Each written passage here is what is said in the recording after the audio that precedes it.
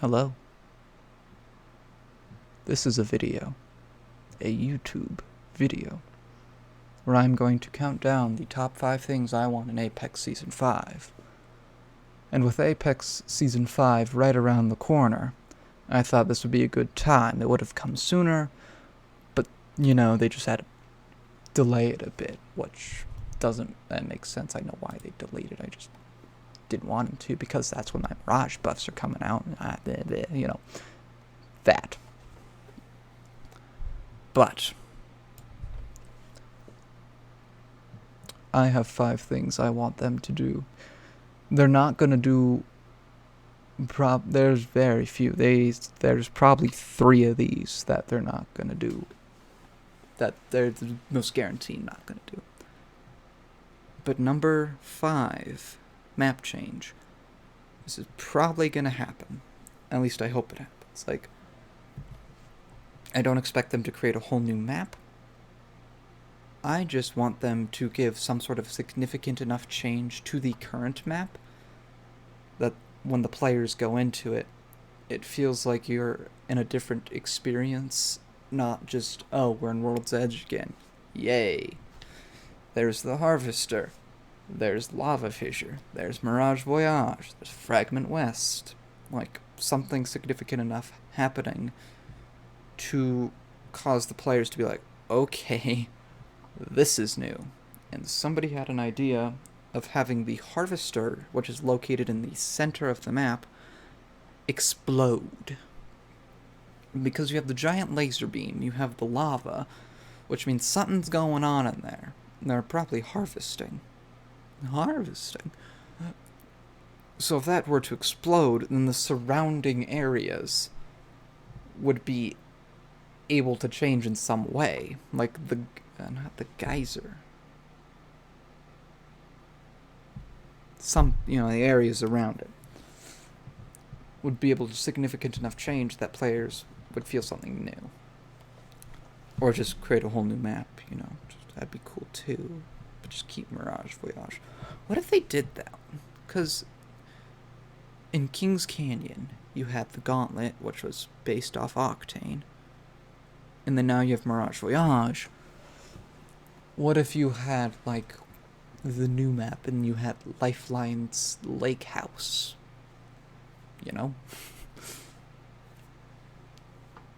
That. Number 4, the Mirage buff. They said they're going to do this, which means they're going to do it. They better do it, or I will punch something. I will punch this book. It has been punched. You have been threatened. But there have been some people who have come up with some buffs for Mirage, and there's one which is really popular at the moment that somebody created, and I really like it a lot. There are 2 things with 2 of the abilities that I would change. First of all, is tactic ability. Totally psyched out. Send out a decoy that can interact with zip lines, ladders, and balloons. 2-second delay, and each new decoy cancels the previous one. I think they've been needing to do this forever, because just deploying a decoy into a wall, well, unless you misfire, nobody's really going to be fooled by that. But unless there's a death box near, then I guess you could be fooled. But you know what I'm saying. But if you throw Mirage at a wall, and there's an enemy on the other side of the wall, and they climb over the wall, the enemy is going to shoot them. I would shoot them. I would 100% shoot them. I would probably whip out, my shotgun and just shoot them, Kill them. Just alert the entire enemy team where I'm at, whatever. I feel like the 2-second delay might be a little too low, because the Mirages, when they deploy, when they get shot, the bullet just doesn't go through them. It disappears with the decoy. And if you're just sitting there, decoy, then you can just mitigate a lot of that damage. So maybe a 5-second delay, but you can deploy up to 2 decoys at once. So you can If you're going over to heal, just decoy, decoy. One of them flies along the zip line, one of them climbs over a wall and just keeps running. That's a good tactical, I like it. His passive, sleight of hand. Cloak while stationary using any consumable or reviving a teammate. While cloaked, you are not fully invisible. That is an amazing passive, because the current passive is just not the best, mate. It's pretty bad. But even if you're slightly invisible, you're still making that sound. You're still going to be somewhat visible. But it's going to be so much more difficult for an enemy to see you. It'll be such a good buff. And then when you go into revive, being able to turn you and your teammate invisible while you're reviving, that's just quality. That'll be good. Quality. Amazing. Because then the fights can last a little longer, especially if you just have a Mirage in the back line rezzing your teammates. But it's just a good ability, good passive, you know? And then you can sit there with the Phoenix kit if you're really low, get everything back up and be like, "What's up, bruh?" And then shoot them. Because you can aim. Right? Good. Hopefully. Maybe. I don't know. I don't know what entirely I'm doing at the moment either. That's okay. Emergency Dance Party has his ultimate ability. It's basically the Dummy's Big Day ultimate ability. You know, you deploy a bunch of clones, or in this case, Mirage clones, which look the exact same as you. And they just kind of, you know, do whatever you do. Like, that'll be very disorienting to the enemy. Because all of a sudden, if there's 5 Mirages running around with another one who's invisible, and then once he appears, then the decoys would probably go away. But even then, you're just going to be confused. You're not going to know what's happening. You'll be like, huh? Why are there 5 Mirages? When did they appear? I'm confused. You get it? It's you know, amazing. So there's some potential Mirage buffs. I think those would be some of the best ones if they did incorporate it. Number 3. Armor/helmet attachments. You have the weapon attachments. I think it'd be cool if they incorporated some sort of helmet and armor attachments. I'd come up with 2 for the both of them. Not for each of them, but one for the body armor, one for the helmet. The body armor attachment would be something that when you're in the ring and you're taking damage, instead of it taking away from your HP, it would take it away from your shield. It would do a little bit more than it would do to your HP, but it just gives you that extra bit of healing potential, because then you would take away from your shields, and then you'd be able to use a shield cell to heal in the ring. And it's not, oh crap, I accidentally have shield cells activated, now I'm gonna die because I did something dumb, or in this case the game did something dumb and it just decided I needed shield cells and not HP when I'm in the ring, because logic. But yeah, so body armor attachment, helmet attachment, something that's similar to a Digi-3, not as powerful, because you obviously don't want someone running into Bangalore smoke with a Havoc rifle and a Digi-threat. That would not be fun for anyone, except for the player. So with this attachment, you would attach it to your helmet, obviously. But what it would do is it would just outline in them red. Instead of with the Digi-threat, their entire character becomes red. It would be a simple outline that still allows you to see where the enemy is. It would be a little bit more difficult, and you would probably lose track of them a whole lot more. But it'd still be that just little thing to give you a slight advantage over your opponent. It would also work in caustic gas and all that. Bada bing, bada boom, attachments. Obviously, there would have to probably be more attachments for the helmet and the armor. Like, I don't know what else you could do. Some sort of thing, because when you get shot with heavy ammo, your character gets slowed a bit. So maybe some sort of armor attachment that when you have that activated, the heavy bullets don't really make you slower.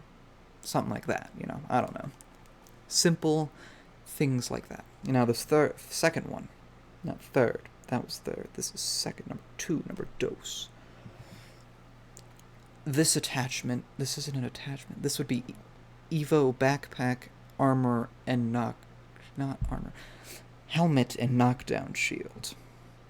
Obviously, they would just give slight increases to the current stuff. Like, the Evo armor just gives you an increase of normal armor. So instead of having 4, you have 5. It's like the backpack, it would add like 2 extra slots, which doesn't sound like a lot, but it could still be a lot. Knockdown shield, obviously just a little bit more health on that knockdown shield, so if someone is trying to thirst you, it'll take a little bit longer, and then potentially your teammates can rush in and save you.